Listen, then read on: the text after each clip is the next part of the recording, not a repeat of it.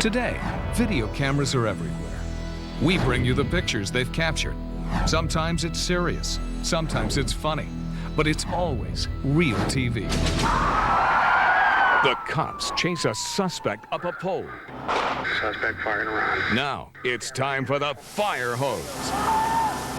Home video of a gang confrontation as weapons are brandished. Take a look at the astronauts launching a video camera into space. Can you guess what this rare baby animal is? And you'll see the tape from the new camera that can go anywhere. For Friday, March 27th, 1998, this is Real TV.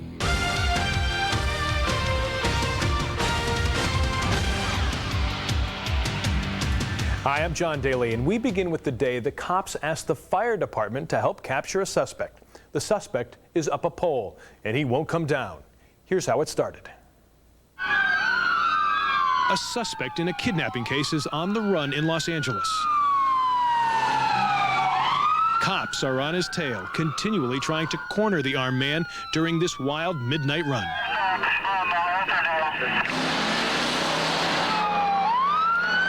They've been chasing him for hours, and a camera crew is desperately trying to keep up. Black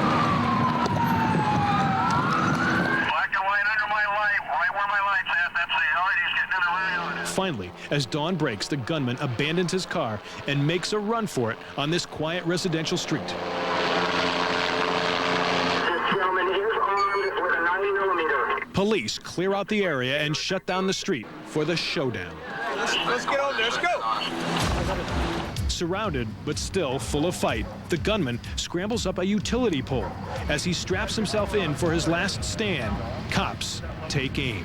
Yeah, right now he's holding the weapon in an offhand and he's trying to tie himself up to the pole. Request permission to either use a sting ball or an R1 at this point. The desperate gunman threatens to kill himself or anyone else who gets in his way. Suspect firing around. But he's a sitting duck. Police sharpshooters could take him out at any time. Still, they don't want to kill him if they don't have to. We could have taken some R1 shots and possibly disarmed him. I need to know if we have permission to do that. A round of rubber bullets bounce off the man, but he still won't budge. In fact, they seem to make him angry as he fires off a shot. Cops still want to take him alive. They decide to try one more thing, so they call in the fire department. They figure a cold shower may bring down this hothead. He screams and fires off another shot.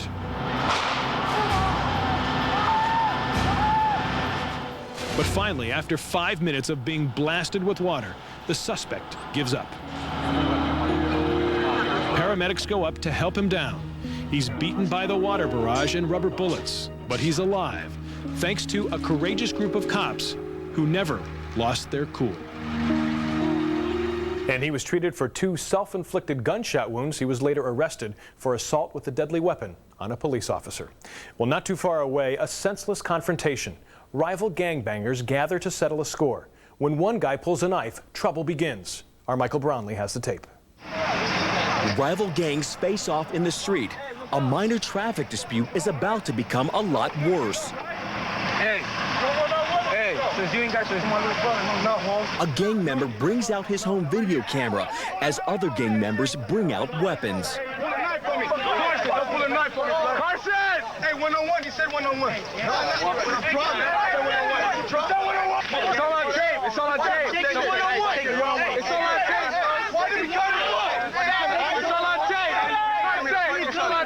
The scene gets wilder and the cameraman loses control. Suddenly, someone uses an anti-car theft device as a weapon.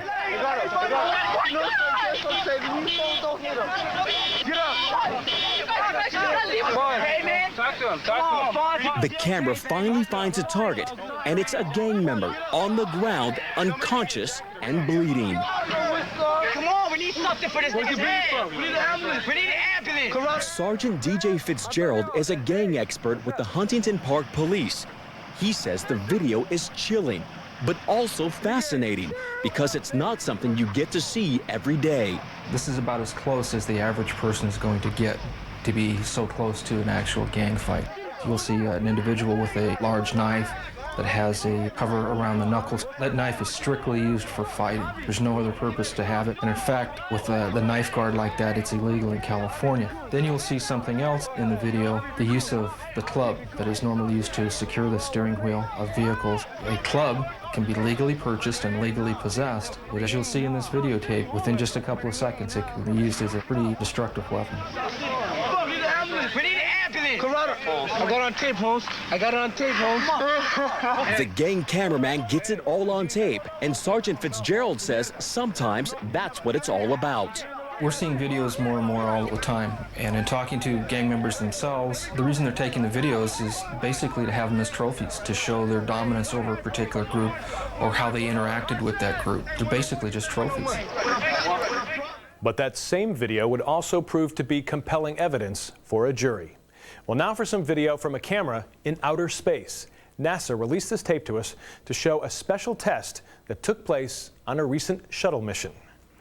It's a technical space jam for these astronauts working on the shuttle Columbia as it orbits the Earth. You got it? Good. They're under enormous pressure preparing to launch NASA's first ever robotic camera. Winston Scott, the astronaut at the top of the screen, holds what appears to be a white soccer ball. But this is no plaything. This is a $3 million camera called AirCam Sprint. Winston will release the camera into space. It's then operated by remote control. If it goes wrong, millions of dollars will disappear into outer space. Columbia, Houston, you have a go for sprint release. I've released it, and I'm moving back out of the way. The camera soars into space. These are the SuperCam's first pictures. It's designed to inspect the exterior of the space shuttle and the future International Space Station. It floats freely 40 feet above the shuttle. It's doing a perfect job beaming dazzling pictures back to Earth. Mission Control is delighted. Houston, Columbia, just like to pass on to the entire sprint team where they hit a home run. After the 30-minute trial run is over, the roaming eye is retrieved. For the crew of the Space Shuttle Columbia, it's another mission accomplished. Pretty exciting. Well, as long as we're showing you tape from cameras in strange places, take a look at this. Have you ever wondered what it would feel like to race a motorcycle at over 100 miles per hour?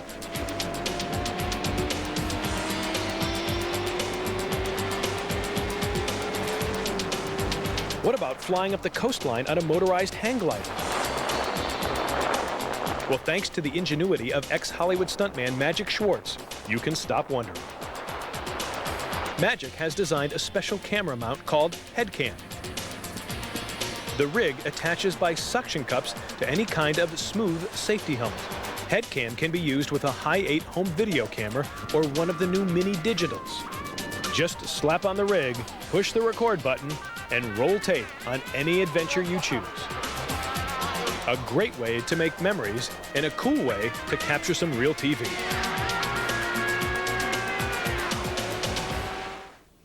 And we'd love to see your home video wherever you placed your camera. Here's how to reach us toll-free. Our number is 1-888-REAL-TV1. We'll be right back. Up next, a tribute to a woman who soared over the rest. Later, see this bungee jump? That's just practice for this.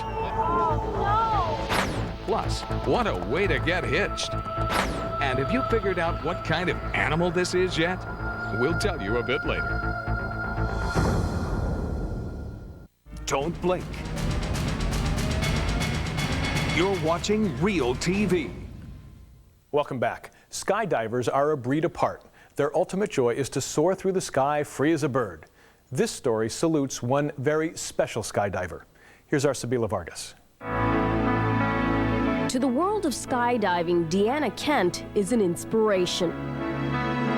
This Mexican-born wife and mother began to grace the skies over her native land when she was only 15 years old.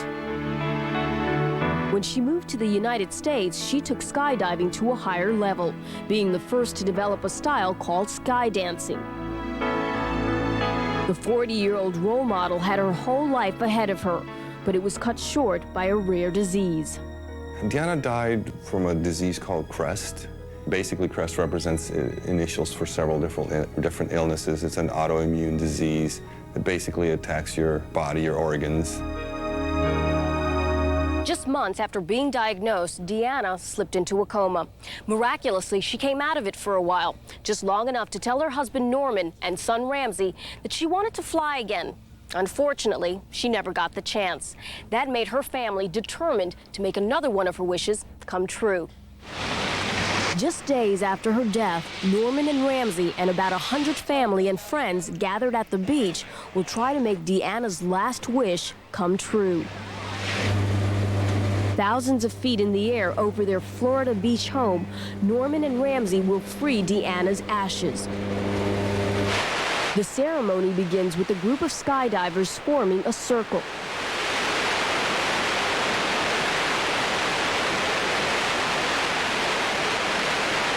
Norman and Ramsey will go next. Ramsey has only skydived once before, so he'll go tandem. He wants to be the one to release the ashes. I never really got a chance to jump with my mom. I always thought that I had plenty of time to get into the sport. But then when she died, I was like, damn, you know, all that time just went by, and now I don't have a chance to jump with her, so this is my only real chance to do that. So I thought it would be cool if I could let my mom's ashes out and jump with her one last time. Norman and Ramsey hold hands. And in an instant, Deanna's ashes are spread all over the heavens. And my dad flipped over on his back and watched it and just checked it out. And then under canopy, my tandem instructor turned around and we looked at it and he flared and we kind of stalled and just checked it out and you could see this big cloud. And I was like, cool, man, that's my mom. Even as Norman and Ramsey reach the ground, you can hear friends commenting on the lingering ashes in the sky. She's still there. Oh, is that the ashes? That's the ashes. Oh, you're kidding me. No, she's been there the whole time.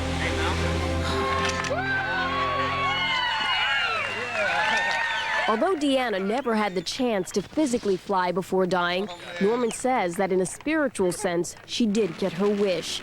By releasing her ashes in the air, Deanna became one with the wind.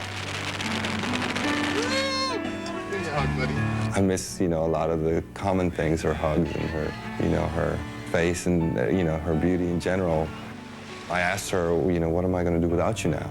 And she answered, you're going to do all the things that you couldn't do with me. And for me, it's really special because I learned so much with her, and now I'm a new person. I launched from here, and all the gifts that I received from life with her, I will now take on and do something else with them. And we'll be right back. Still ahead, the impossible ski jump. And the bumbling car theft suspect who got pinned down by the car he's accused of stealing. Plus, how do you stack up against this competition? Back in 2 minutes. My name is Felipe Dulzaires. Hi, I'm Richard Gibson. Here we are on the famous South Beach. And you're watching Realtv. Felipe and Richard, thank you very much. On our next tape, you'll see the bungee skier. He bungees off a bridge with all his ski equipment. And that's just for practice for the real stunt. You may think this guy's preparing to ski down a mountain. He's not. He's about to bungee, skis and all, off this 200-foot high bridge. But there is method behind this madness. John Tremont is a professional ski jumper, and he's preparing himself physically and mentally for death-defying jumps like this 145-foot drop off California's Donner Summit. Bungee jumping with skis gives John an idea of how to handle the wind resistance he'll meet on the mountains. It gives me a good understanding of how long I need to keep my composure in the air. And also it allows me to just get comfortable with looking down and just trying to get comfortable pushing off and believing that I can actually pull this feat off. 5, 4, 3, 2, 1, yeah!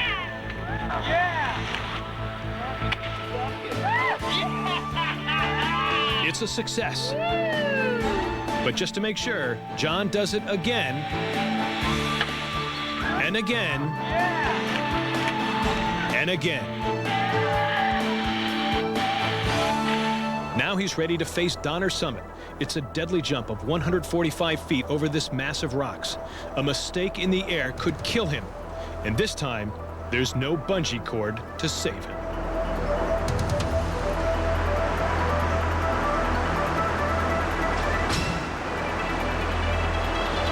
It's a 145-foot world record. But for this fearless skier, it was just another day on the slopes. I never did this jump planning to break a world record. I just looked at it as a jump that I believed I could do. And he did it. Well, next, the story of the alleged car thief who may have chosen the wrong partner. The story is the first of today's Quick Clips. It's late at night on the streets of Los Angeles, and these firefighters are struggling to free a man trapped under a car. He was allegedly attempting to steal this car when his partner accidentally ran him over. Now the carjacker is sorely in need of a carjack. Finally, rescuers free the man, but not for long. After receiving treatment for his injuries, he's going to jail. These kids are lined up at Cincinnati's Riverfront Stadium to try their hand at a grueling sports competition. Cookie stacking. The idea is to see how many Oreo cookies you can stack in 30 seconds. Sure, it sounds easy. 5, 4, 3, 2, 1, stop stacking. After hundreds of kids give it a try, the competition narrows down to these finalists. And the winner by a wafer is Ashley Dodson with 24 cookies. Jay Mitchell of Orange County, California loves horses, and he loves his fiancée Cynthia. So when Jay and Cynthia got hitched, they decided to do it on horseback. The ceremony was presided over by a priest on a horse, of course. After exchanging vows and rings comes the toughest part of any horseback wedding, the kiss. Now happily married, the newlyweds ride off into the sunset together, probably hoping to rustle up some wedding cake. Now, earlier we showed you a baby animal and asked you to figure out what it was. Well, the answer lies on our next tape. Can you guess what kind of baby animal this is? No, she's not a puppy. Guess again. Sorry, but here's videotape of her mother. Maybe this will help you figure it out. Give up? Okay, she's a rare red panda, a highly endangered species. Her name is Gizmo, and she lives in the Johannesburg Zoo in South Africa. There are only 25 of these animals left in their natural habitat, the foothills of the Himalayas, and they're dying off because of lack of proper diet. Gizmo is one of 300 red pandas in captivity. She was the firstborn of red panda triplets, but for some reason her mother wouldn't take care of her. Gizmo is being cared for by the zoo staff.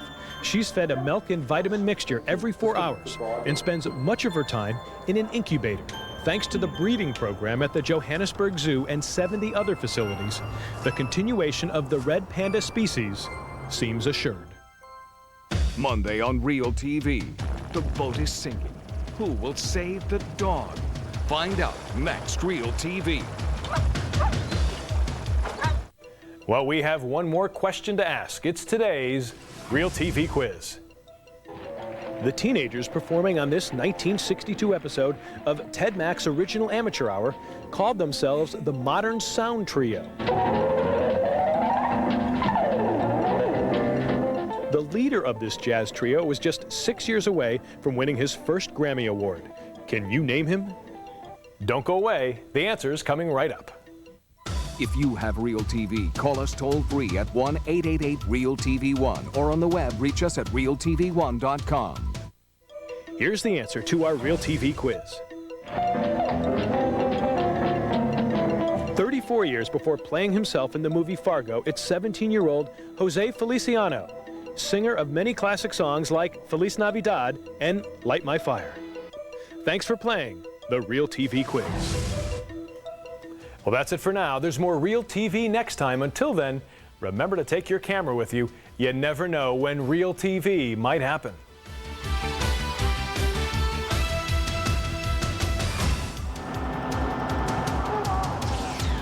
It's all on tape. It's all on tape. It's all on tape. Columbia, Houston, you have a go for sprint release. I've released it, and I'm moving back out of the way.